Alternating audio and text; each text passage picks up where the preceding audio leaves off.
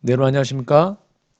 오직 성경에 근거한 재림신앙과 1844 조사 심판을 조사하다 그 두 번째 시간을 갖도록 하겠습니다.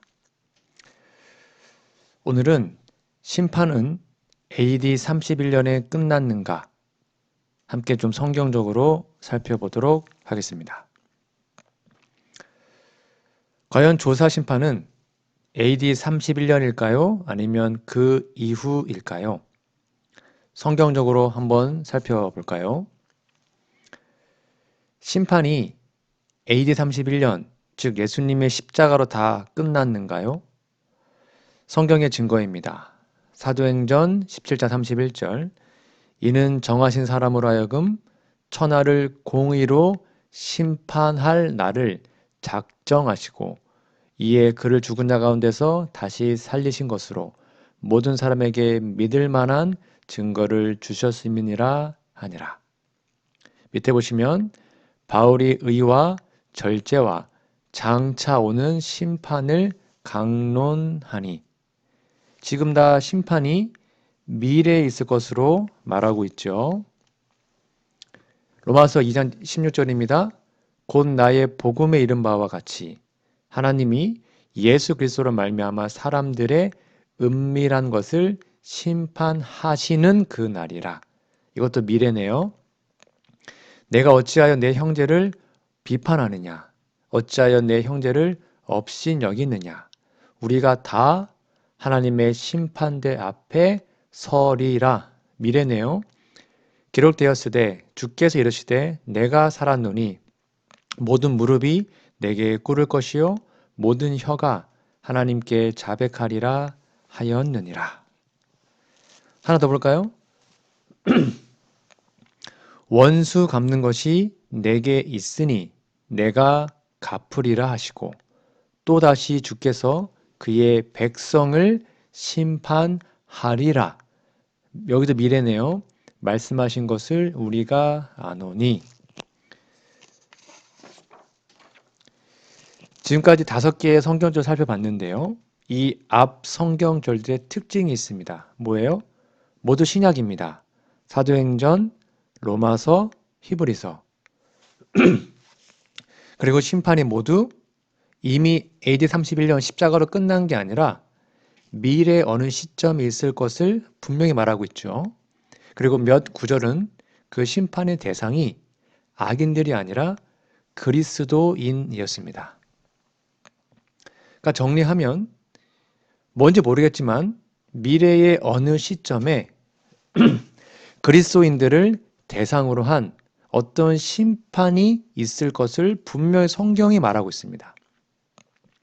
특별히 신약에 포함된 서신들은 십자가가 31년입니다. 그 이후 약 10년이나 30년 지난 다음에 쓰여졌기 때문에 이 심판은 적어도 AD 31년, 즉 십자가 이후에 어느 시점에 일어나야 합니다. 그런데 현재 재림교회에 어떤 분들이 조사 심판을 부인하면서 이렇게 주장합니다. 심판은 이미 십자가로 끝났다. 즉 십자가로 우리 구원은 완성됐다. AD 31년에 구원과 심판이 끝났다. 이렇게 억지 주장을 말합니다. 그러나 성경의 증거는 뭐였어요? AD 31년, 즉 십자가 이후에 어느 시점에 분명히 심판이 있을 거라고 말하고 있는 것이죠.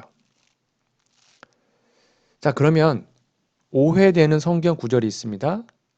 예수님이 자신의 죽음과 관련하여 하신 말씀이에요. 지금은 이 세상이 심판을 받을 때다. 요한복음 12, 31절입니다. 이제 이 세상에 대한 심판이 이르렀다라고 말을 합니다. 성경에는 여러 종류의 심판들이 있습니다. 세상은 아담의 죄 아래로 심판 아래 놓이게 되었죠. 그래서 시기 때마다 역사적으로 여러 번의 심판들이 있어 왔습니다. 대표적인 예가 바로 노아 홍수 심판이었죠. 알다시피 노아 시대에 너무 죄가 극심해지고 세상이 악해지자 하나님이 노아 방주를 만들게 하시고 노아 홍수를 이 땅에 내리셨습니다.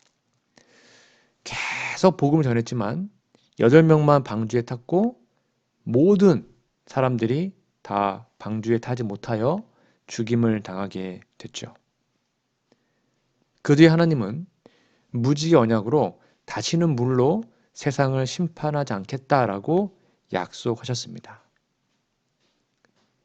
그리고 또 다른 종류의 심판이 기록되어 있습니다. 고대 이스라엘이 직면했던 다양한 심판들인데요. 예를 들어 볼까요? 갈멜산 대견 아시죠? 엘리야가 아합의 그 거짓 선지자들과 함께 대결을 했습니다. 하늘에서 불이 내려와서 하나님께서 살아계심을 증명하셨죠. 그리고 남방 유다가 주전 586년에 멸망함으로 하나님의 심판을 받게 되었습니다. 성경에는 여러 종류의 심판들을 말하고 있습니다. 천년기 심판이 나오죠. 천사들까지도 우리가 심판할 것입니다. 하늘과 천년 동안. 그리고 집행 심판이 있습니다. 누구든지 생명책에 기록되지 못한 자는 불못에 던져지더라. 계시록 20장 15절에 보면 집행 심판이 미래에 있을 것입니다. 자, 그러면 하나님의 백성에 대한 심판은 언제 있을까요? 앞서 제시한 그 성경절들이 언급한 심판은 과연 어떤 종류의 심판일까요? 다시 한번 읽어볼까요? 로마서 14장 10절입니다. 우리가 다 하나님의 심판대 앞에 서리라. 여기 우리가는 누굴 말하는 거예요? 네, 사도 바울이 포함되어 있습니다. 주께서 그의 백성을 심판하리라. 이건 십자가로 모든 심판이 끝난 게 아니라요. 십자가 이후에 하나님의 백성들을 심판할 어느 시기가 있음을 분명히 성경이 말하고 있습니다. 그러니까 하나님의 백성의 심판 시기는 AD 31년 이후 어느 시점입니다. 그렇죠? 분명히 십자가 이후 어느 시점에 심판이 있음을 말하고 있습니다. 이 사실은 정말로 중요합니다. 즉 십자가에서 모든 것이 끝나지 않았습니다. AD 31년 십자가에서 하나님의 백성이 심판이 모두 끝나지 않았습니다. 그러면 그것이 무엇일까요? 바로 조사 심판이라고 말할 수 있습니다. 그러므로 AD 31년에 모든 게 끝난 것이 아니라 미래의 어느 시점에 그리스도인들을 대상으로 한 심판이 있을 것을 말합니다. 특별히 신약에 포함된 서신들은 십자가, 즉 31년 이후에 10에서 30년의 지난 때에 쓰여졌으므로 그 심판은 적어도 AD 31년 이후에 어느 시점에 일어나야 합니다. 이 사실 여러분 꼭 기억하시기 바랍니다. 자, 그러면 제3장 미리 내다본 세상의 역사. 우리는 하나님의 백성들에 대한 심판이 AD 31년 이후에 일어날 거라는 사실을 성경적으로 확인했습니다. 그런데 그 심판이 1844년에 일어날 거라고 결론에 도달하기에는 아직 갈 길이 멉니다. 이를 위해 우리는 구약 성경 다니엘서를 좀 살펴봐야 하는데요. 다니엘서 2장부터 시작해 보도록 하겠습니다. 여러분 알다시피 대부분의 재림교인들은 다니엘서 2장에 되게 익숙합니다. 좀 빠르게 진행할게요. 바벨론의 느부갓네살 왕이 한 꿈을 꾸었죠.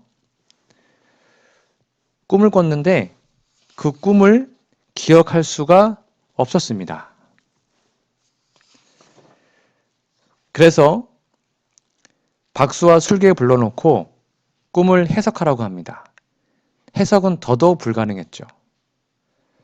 박수와 술객과 점쟁이와 갈대아 술사가 왕이 그 꿈을 알려주면 해석해 줄 수 있다고 제안합니다.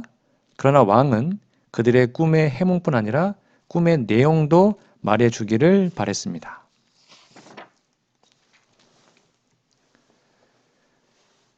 갈대아인들이 왕 앞에 대답하여 이르되 세상에는 왕의 그 일을 보일 자가 한 사람도 없으므로 어떤 크고 권력 있는 왕이라도 이런 것으로 박수에게나 술객에게나 갈대아인들에게 물은 자가 없었나이다.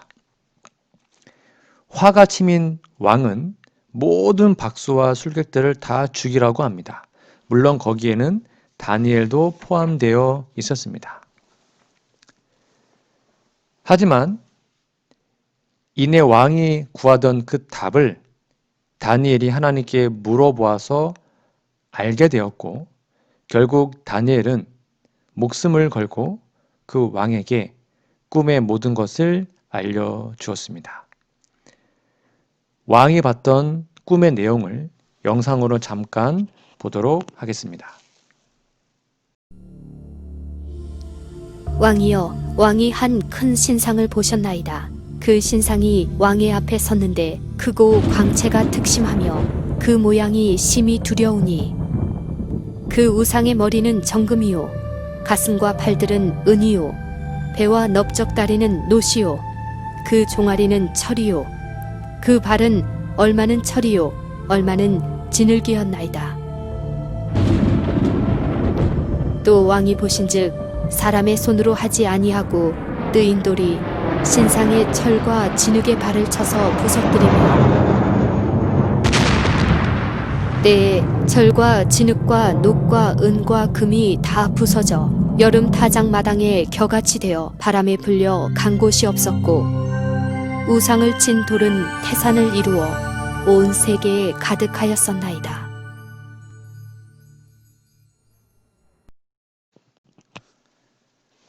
네, 영상 잘 보셨죠? 이것이 바로 그 왕이 보았던 꿈의 내용입니다.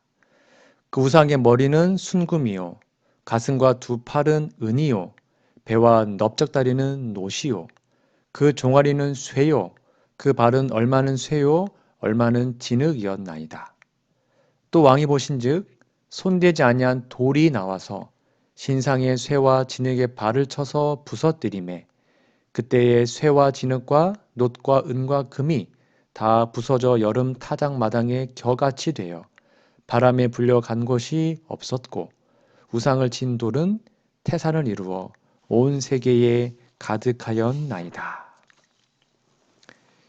이어서 다니엘은 꿈을 해석하기 시작합니다.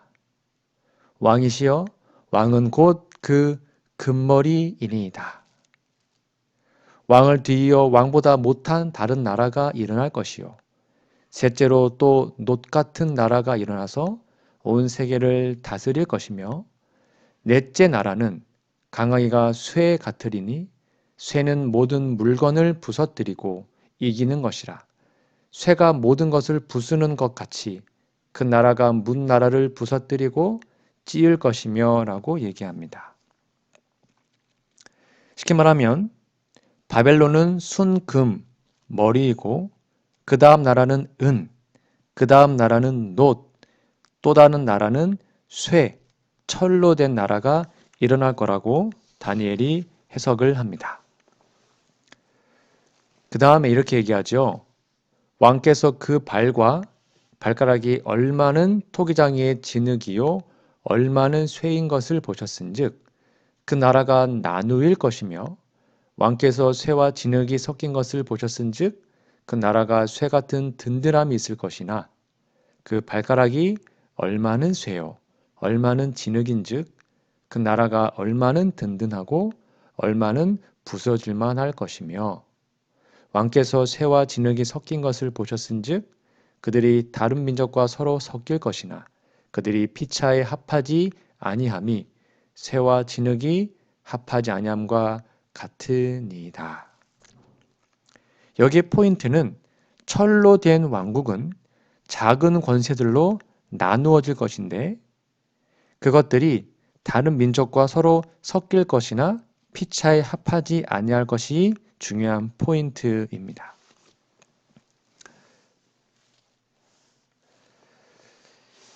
이 여러 왕들의 시대에 하늘의 하나님이 한 나라를 세우시리니 이것은 영원히 망하지도 아니할 것이요 그 국권이 다른 백성에게로 돌아가지도 아니할 것이요 도리어 이 모든 나라를 쳐서 멸망시키고 영원히 설 것이라.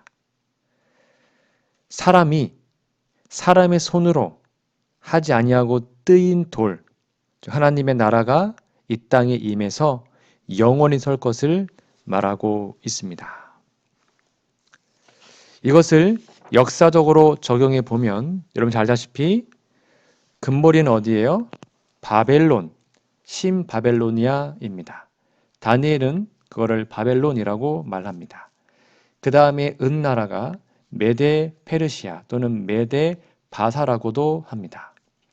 세 번째 놋 나라는 그리스 헬라입니다. 다음에 그리스를 멸망시킨 나라가 로마이죠. 로마는 쇠의 나라, 철의 나라였습니다. 그 다음에 로마가 분열됩니다. 마치 쇠와 진흙이 섞인 것처럼 로마 제국이 지금의 유럽으로 나누어질 것을 말하고 있죠. 이 왕국들은 정확하게 순서대로 권세를 얻고 또 멸망했습니다. 다니엘이 그 사건보다 수백 년 전에 예언했음에도 불구하고 다 이루어진 것입니다. 그리고 결국 하나님이 세우실 그 돌나라, 예수님의 재림으로 이 모든 나라가 부서지게 됩니다. 자, 그러면 이것을 우리가 세계 역사에서 좀 확인해 보면 좋겠죠. 성경이 얼마나 신기한지 좀 보도록 하겠습니다. 여기 보시면 신바벨로니아의 수도 바빌론은 서남아시아의 상업과 문화 활동의 중심지가 되었으나 북방의 신흥 세력인 페르시아에게 정복되었다. 여러분 성경 이야기가 역사에 그대로 지금 나타나 있음을 보게 됩니다. 이게 바벨론 도성이거든요.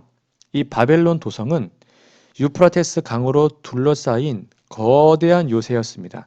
이거는 인간의 능력으로는 절대로 정복할 수 없는 난공불락의 성이었어요. 그런데 메데 페르시아 열왕권을 이끌었던 고레스가 이 바벨론을 포위하고 있었습니다. 근데 바벨론은 그 전날까지도 흥청망청 방어도 안 하고 잔치 베풀며 놀았습니다. 왜요? 인간의 힘으로는 이것을 무너뜨릴 수 없었기 때문이었습니다. 그러나 고레스는 유프라테스 상류 물줄기를 인간의 힘으로 다른 곳으로 돌리면서 물의 수위를 낮춥니다. 그리고는 거기에 틈이 생겼잖아요. 그것을 유유히 걸어서 바벨론 안으로 습격해 들어갑니다. 그리고 그 밤에 정말 흥청망청 술 먹고 방비도 안 했던 그 바벨론 도성을 정복합니다. 다니엘서 5장에 보면 왕과 귀족들이 모두 잔치하며 술에 취하여 사실상 지도부가 영적으로 육적으로 마비된 상태였습니다. 이렇게 당당하게 고레스가 바벨론을 정복합니다. 고레스 원통이라는 거 혹시 여러분 아십니까? 이 고레스 원통비에 이 모든 것이 역사적 사실로 기록되어 있습니다. 나는 고레스, 세상의 왕, 위대한 왕, 바벨론을 정복한 왕이다. 내가 바벨론에 개선 입성했을 때 나는 기쁨과 즐거움으로 나의 당당한 거처를 왕국으로 잡았다. 여러분 놀랍게도 성경 예언 그대로 바벨론이 메데 페르시아에게 멸망을 당하게 된 것입니다. 자, 다시 세상 교과서로 가볼까요? 그 다음에 그리스는 아테네를 중심으로 단결하여 마나톤과 살라미스에서 페르시아를 물리치고 승리하였다. 성경 예언 그대로 페르시아를 그 다음 나라였던 그리스가 정복했음을 말하고 있습니다. 그리스를 정복한 마게도니아의 필리포스 왕의 아들 알렉산더 대왕은 하면서 부왕의 뜻을 받들어서 정복하였음을 말하고 있습니다. 여러분 정말 신기하지 않습니까? 그 다음에요. 대왕은 당시 오리엔트 세계를 지배하고 있던 페르시아 군과의 전투에서 연전연승을 거두고 소아시아와 시리아를 거쳐 이집트를 정복한 후 알베라에서 다리우스 3세를 격파하여 페르시아를 멸하였다. 그 페르시아가 그리스의 멸망을 당하게 된 것입니다. 여기 고레스 원통에 또 다시 보시면 알베라 전투를 묘사한 18세기 상하 부조입니다. 이 알베라 전투는 주전 331년이었지만 그 결과로 주전 330년에 다리우스 3세가 신하에게 암살당하며 완전히 멸망하게 됩니다. 이 알베라를 가우가 멜라 전투라고도 합니다. 여러분 고대 그리스에서 만들어진 중장 보병의 밀집 전투 대형 모습입니다. 기동성과 측면에 약점이 있었지만 이 탁월한 방어력을 확일하고 발휘했습니다.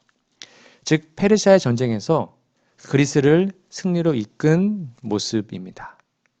멋있지 않습니까? 팔랑크스라고 하는데요. 고대 그리스에서 만들어진 중장 보병의 밀집 전투 대형입니다. 그러나 이렇게 그리스가 승승장구하다가 또 다른 세력 로마가 등장하죠. 로마는 전후 3회에 걸친 전쟁에서 카르타고를 무찌르는 한편 마케도니아, 시리아, 그리스를 정복하여 마침내 기원전 2세기에는 지중해 전역을 지배하게 되었다. 여기 피드나 전투가 있는데요. 피드나 전투에서 그리스는 로마에 패배하면서 왕은 포로가 되고 그리스가 멸망하게 됩니다. 제3차 마케도니아 전쟁의 막바지에 이 피드나 전투에서 패배함으로 로마가 세계의 패권을 잡게 됩니다. 이게 로마 군당병의 모습인데요. 투창과 짧은 검을 사용했습니다. 즉 그리스군은 길이가 7m에 이르는 창으로 무장한 보병이었잖아요. 그래서 방패와 창끝만 내보인 채 단단한 방어진을 형성했습니다. 그러나 로마의 군단병은 적은 수의 부대로 나뉘어 투창과 짧은 검을 이용해 싸웠기에 더 원활한 전투가 가능했습니다. 그러니까 빈틈이 발견된 마케도니아 군사들은 칼을 휘두르는 로마인에게 손쉬운 먹잇감이 되었죠. 약 2만 5천 명이 죽었고 이에 비해 로마 측 피해는 고작 100명도 되지 않았다고 합니다. 이렇게 로마가 그리스를 멸망시킴으로 전 세계의 패권을 가져오게 됩니다. 자, 그 다음에 있는 역사를 좀 살펴볼까요? 로마는 동서로 분리되었다. 콘스탄티노플을 수도로 한 동로마는 그 후에도 약 1000년간 더 계속되었으나 서로마는 게르만족에게 망하였다. 보통 이를 로마 제국의 멸망이라 하며 여기서 서양 고대는 막을 내리게 되고 게르만족이 활약하는 중세 사회로 접어들게 되었다.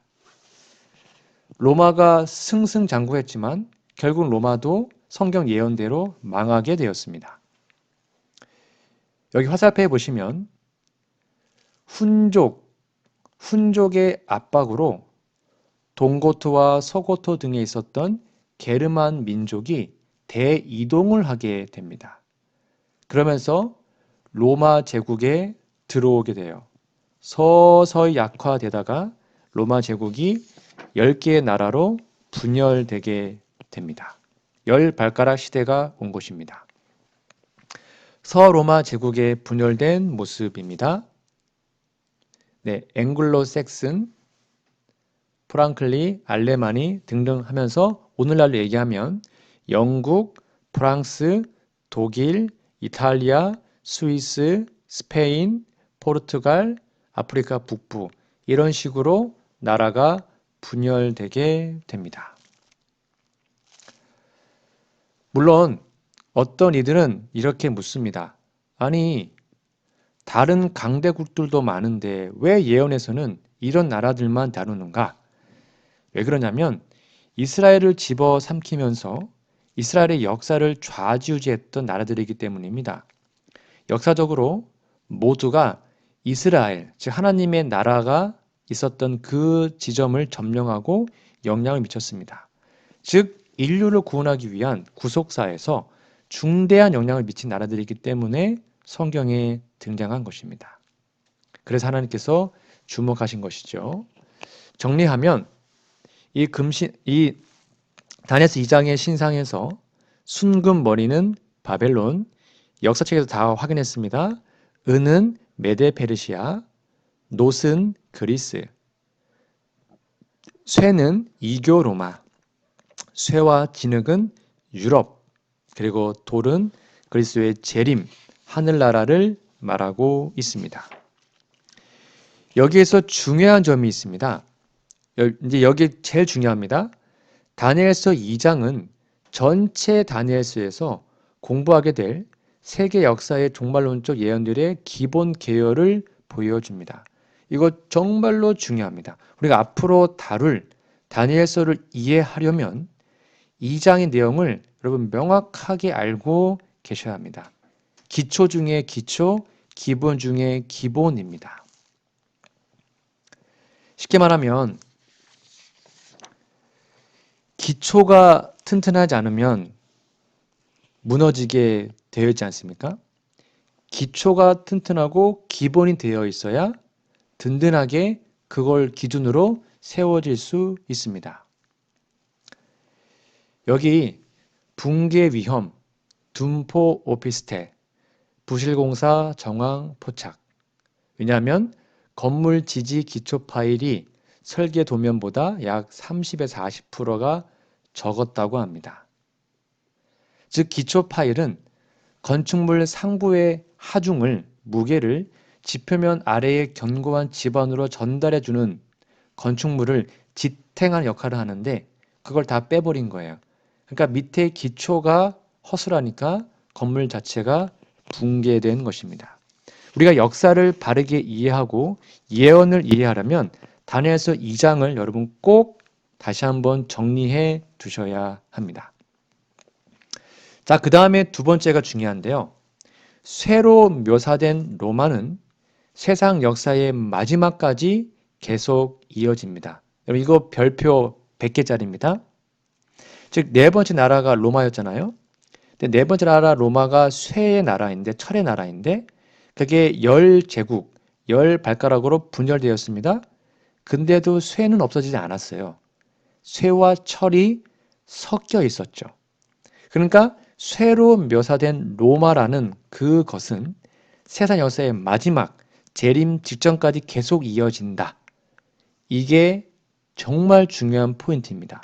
이거 꼭 절대로 잊지 않고 머릿속에 넣어두시면 좋겠습니다. 다시 한번 강조하겠습니다. 철의 속성이 지속됩니다. 철의 로마는 그리스 후에 바로 등장하는데 진흙과 섞일 때까지 이어집니다. 다른 형태로 바뀌었죠. 그러나 여전히 철로서 존재합니다. 요점은 로마를 상징하는 철이 그리스의 몰락을 시점으로 하여 하나님의 나라를 상징하는 돌이 날아와서 모든 것을 부서뜨리는 예수님의 재림까지 이어진다는 것입니다. 꼭 기억하세요. 처음에는 순수한 철이었지만 나중에는 진흙과 섞이게 됩니다. 그럼에도 불구하고 철은 여전히 철이었죠. 이것의 중요성은 나중에 여러분 다시 한번 제가 다루게 될 것입니다. 오늘 함께 나눈 기초의 기초 중의 기초, 이 말씀을 좀 정리해 보면 요겁니다. 하나님의 사람들, 악인들이 아닙니다. 믿는 자들의 심판이 AD 31년 십자가에 끝난 게 아니라 분명히 성경에는 AD 31년 이후 어느 시점에 발생할 거라고 분명히 말하고 있습니다. 그리고 다니엘서 2장의 왕국들의 그 이어짐, 바벨론, 메데페르시아, 그리스, 그리고 로마, 이교 로마와 종교적 로마, 그것이 예수 재림 전까지 이어집니다. 열바가락 시기를 말하는 겁니다. 그 다음에 다니엘서 2장은 이후 종말론적 예언들, 다니엘서 7장, 8장, 9장을 해석하는데 기본적인 개요입니다. 기본 중에 기본입니다. 이 순서 꼭 외워두시면 좋겠습니다. 그 다음에 제일 중요한 겁니다. 네 번째, 철의 로마는 그리스 이후에 등장하여 어느 시점에서 그 형태가 변했죠. 진화가 섞였습니다. 그러나 마지막까지 재림 때까지 이어집니다. 이 사실을 꼭 기억해 두면 감사하겠습니다. 다음 주에는 이걸 이어서 함께 말씀을 이어 연구해 보도록 하겠습니다. 함께 기도하겠습니다. 하나님, 저희들이 다니엘서 2장을 통하여 세상의 역사를 주관하시는 하나님의 섭리와 하나님의 인도하심을 배웠사오니 이것을 기본으로 앞으로 연구할 모든 예언 공부 위에 저희들에게 말씀해 주시고 깨달을 수 있도록 도와주시옵기를 예수님의 이름으로 간절히 기도합니다. 아멘.